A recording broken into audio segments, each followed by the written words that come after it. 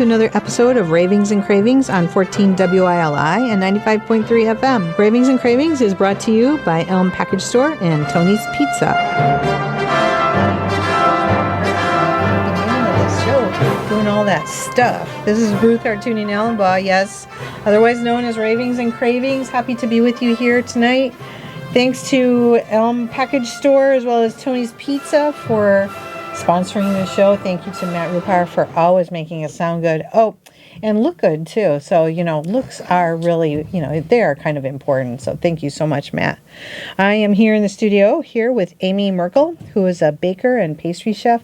She's going to talk about a lot of sweet things. I get it. That's pun intended, lots of sweet things. And I think I kind of tracked her down, and it was kind of an accident, actually, because her husband what's his formal title at UConn?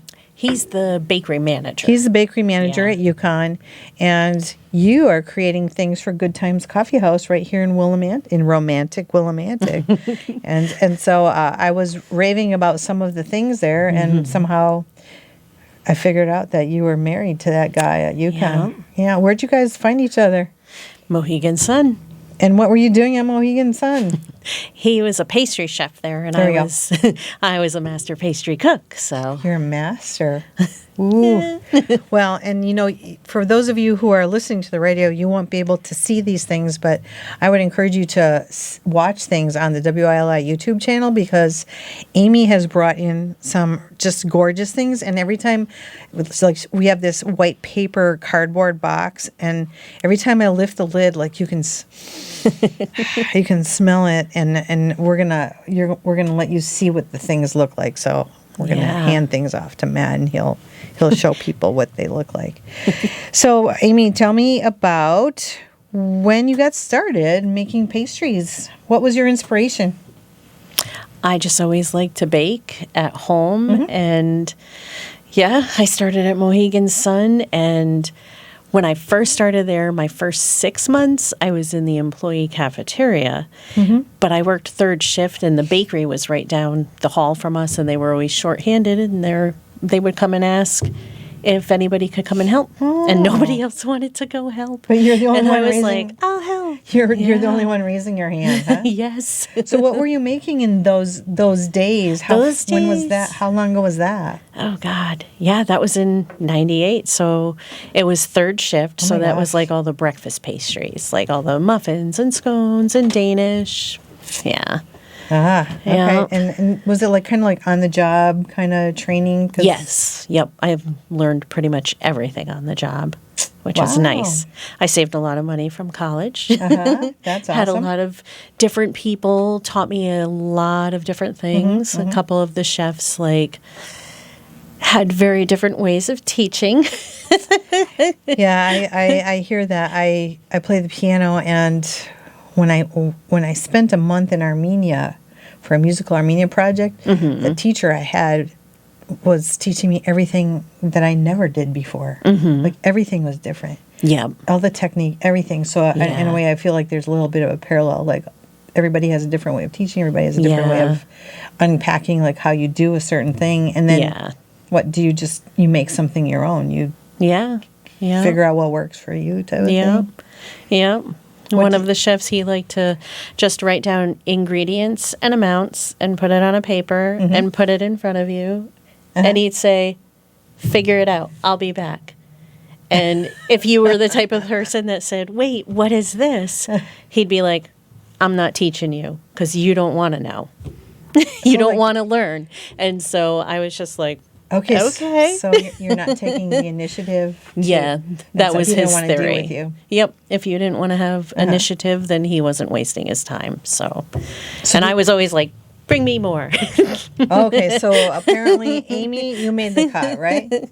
I did. That's awesome. I like a challenge. So what do you like? What do you enjoy making? You brought a few things here, and I'll wait till Matt gets back because I think he's doing other stuff for now. But what do you enjoy making when you bake? Two questions. What do you enjoy making personally, and then what do people clamor for? They say, oh, if you show up at some event, please bring But what I really like making is like the intricate mini pastries, like lots of layers, like the jacones and frangipans. oh my and goodness, that is way beyond my stuff skill like level that. for sure. But yeah, your typical, gosh, if like family members, they're just like, usually they're like, bring cakes, make pies. Like me and Eric did my daughter's wedding, and she wanted all pies. So we made mini pies. We did the baby shower. We did the bridal shower. And yeah, it was a lot. Yeah, well, because you got to do the crust and you got to do the fillings and all that kind of stuff. And they were all miniature and yeah. But you love that miniature thing, huh? I do. You do? I do. Well, I'm going to hand this box over to Matt, and I'm going to let him show people what's inside of it. And you can just tell people, if you would, Aimee, what is in that box. I'm sure you don't need to see what's in there because you brought it. Or maybe. I know, yeah, take a look. Take a look one more I time. might forget. I know I have the applesauce cake, which in that form it is vegan. When I worked at Old Sturbridge Village doing pastry up there, I used to do cream cheese icing with it, which people loved. But here at Good Times, I'm just doing it the one way, keeping it vegan. Everybody loves it. I've got the chocolate flourless because we have a lot of people that are gluten-free. And so I make a point to always have gluten-free items. So chocolate flourless, or it's gluten conscious, since I do have flour in the kitchen. Right, okay. And I've got the Good Times bar, which is gluten conscious. Good Times and vegan. What's in the Good Times bar? I never heard of that one. Oatmeal, almonds, hemp seed, maple syrup, almond butter, chocolate chips, dried cranberries. Oh, wow. And it looks like you got a scone in the box. Yep, the maple walnut scone. Yummy. And a lot of people love those strawberry jam cookies, too. That's like a Lindsay. That's a recipe. No, that's a frolla dough. What? What is that? Wait, spell the word. F-R-O-L-L-A. And the recipe for the dough came from a good friend of mine, Donna, who I worked with at Mohegan Sun. And I could plug her and say that she does baking at Renee's Catering. And when she started at Mohegan Sun, she had been working also part-time with her, I believe it was her ex-mother-in-law and like the aunt, and they had an Argentinian bakery in West Hartford. And all of their cookies are based on that dough. So she brought it to Mohegan Sun, and we all fell in love with it, and now I've made it everywhere. Okay, so and I love a backstory to like all the recipes that I have. Tell me how you make this dough then. No, it's really easy. It's just flour, sugar, butter, baking powder, salt. And I mean, it kind of looks like a bit of eggs. Looks like a shortbready thing. Oh, there's eggs in it? Yeah. Yep. All right, Matt, which thing do you want to try first? I'll let you pick. Surprise me. I don't know. Are you feeling chocolatey or fruity tonight? Chocolatey. All right. Yeah. There we go. I'm going to break into this lovely, what do you call this? Chocolate flourless tart. Chocolate flourless. I'm going to just take a hunk of it, and I'm going to give most of it to you, Matt. So you're going to have to. And that has our espresso in it, too. Like, you know what? The espresso that Brandon roasts. It's got the Good Times coffee in it? Mm-hmm. You'll definitely taste it, too. Oh. Yeah. I make a chocolate cake that I put espresso powder in. Mm-hmm. Oh. Yeah. And this is flourless? Mm-hmm. This is what heaven. Wow. And it is, who needs a cup of coffee? This is enough caffeine, isn't it? Isn't this enough? Yeah. I had a guy come in today, and one of the girls out front kept asking, what do we have that's gluten-free? And there were a couple of things, and he was like, I don't know. And I was like, wait, I did just take chocolate flourless out of the oven. And he's like, I'll take one. So I depanned it and ganached it and brought it out to him at the table. I serve people sometimes, too. You just pitch in wherever it's necessary. You are that person, I think, right? Yes. I think that's probably why Brandon loves me. Would you be that person on an assembly line who would just be hitting their head against the wall because you had to do the same thing over and over again? Yes. Even at Mohegan Sun, I had free reign. Eric would even tell you that because I just was always like, let's make this or let's make that. And the chefs just all kind of were like, let her do her thing. I did all the Tuscany Sunday brunch for years. That was all me, and usually like 2 foreign exchange students that were my helpers. And yeah, we made everything. This is so moist, and it's, I don't know how it's not cakey. Mm-hmm. And it's not really like a cheesecake, like dense like that. I'm trying to describe like what, how would you describe this kind of dough? I don't know, because it's not dough. Sorry, but it's you know not what flour. you know what it reminds me of? The cake pop dough. Did it really? It reminds me of the cake pop dough, but I mean the quality of this is much better. Mm-hmm. So what if I wanted to get some of your pastries? How would I order these things? Can I do that? Can I do that? How would I do that? Yeah, you could call up and request something. I actually have a lot of people that'll just see me come out when I'm filling the case at work, and they're like, oh, you haven't made such and such in a while. And I'm like, I'll make it today or tomorrow. And I'm like, just call and make sure it's ready when you come back. Yeah. You're so accommodating. We do, I know. We have a couple customers that, they'll request certain things like a flourless tart, or I've done a chocolate cream pie with the crust from our granola bar for someone by request. Wait, how does that work? I'm trying to wrap my mind around that one. Okay, so what's There's the a granola process? bar I make that's just like flour, oats, brown sugar, butter, pecans, and then I just baked the crust. So and that's then the crust? did the chocolate. Yeah, It's all good stuff. I know. Matt's still eating, Amy. He's trying to be in his incognito mode, but I still see him out of the corner of my eye here. So good. You should It's see. Isn't that amazing? Home. I don't know if I can though. It's so good. Well, I gave you most of it just because I want to try some of this other stuff here, and I don't want to be too hoggy about things. Yeah, the applesauce cake always flies too. It's The humble applesauce cake. yeah, And it's very gonna just- simple and is that a one bowl thing? yeah, Throw everything in a bowl. Yeah. Throw the switch. yeah. That one I always just mix by hand because it's easier. So Is there a secret to it? no, No. Do you want to try the applesauce I cake? don't think so. I'm gonna sit Although this I don't down. know. All right, because I do I was this- going to hand over a big hunkin' piece, but you stick with that for now. I'm gonna finish this off. I just took a little bite, so I won't fight with you. Okay. Okay, I'll be kind today. Yeah. Go ahead, what And are I you gonna know Chris from River Room loves the Good Times bar. Oh, all right, Mr. Beaudry. Yeah. That's his That's his thing. Is it like it's like a breakfast thing, right? sort of, yeah. Mm-hmm. Yep. A lot of protein, I guess, from all the nuts and the hemp seed.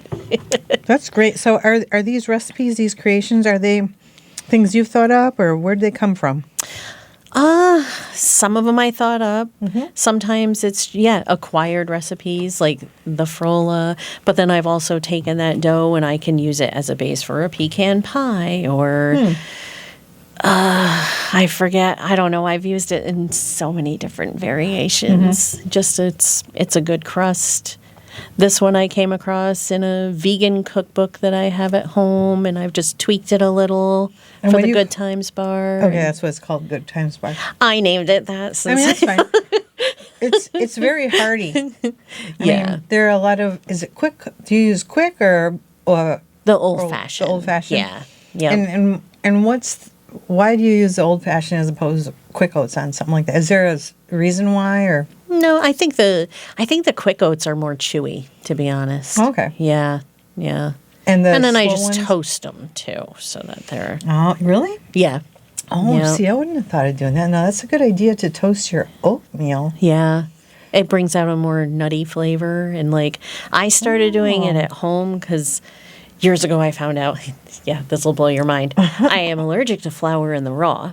Like, I cannot eat raw Shoot, dough. that's a bummer. It will crack my fingers if I don't have gloves on.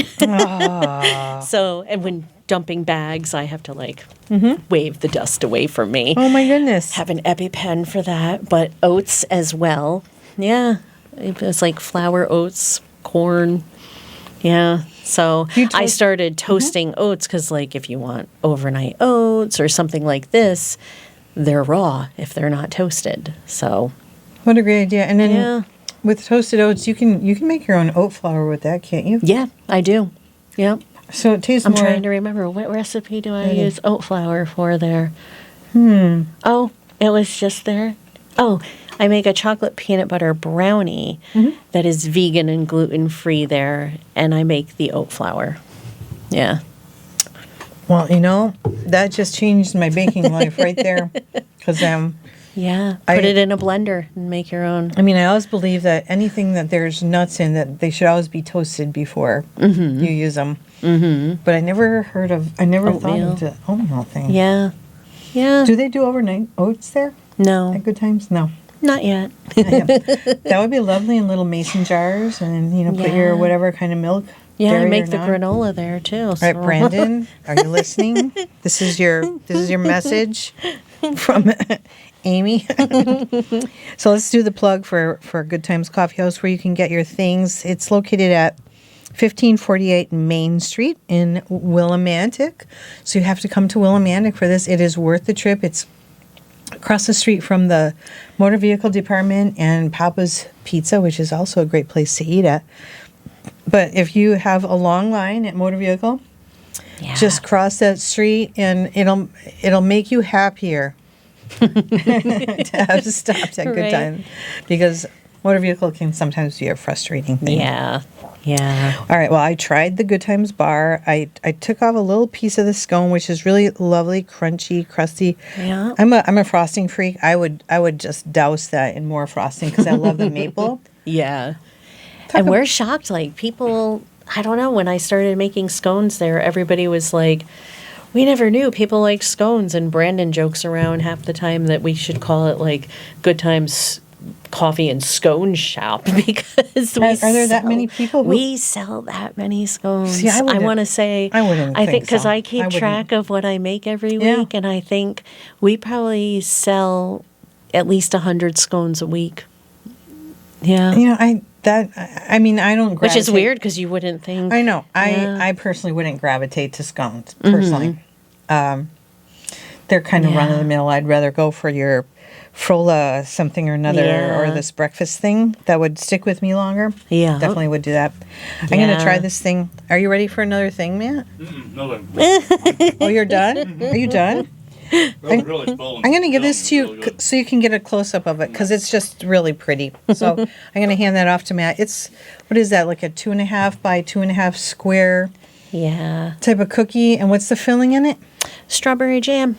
And there's creamy something. Yeah, that's just a vanilla buttercream Vanilla butter. that I do a little border and then put the jam in, and I make the jam with the berries that It's they homemade use. jam even? Yeah. What, Aimee? What is this? That's amazing.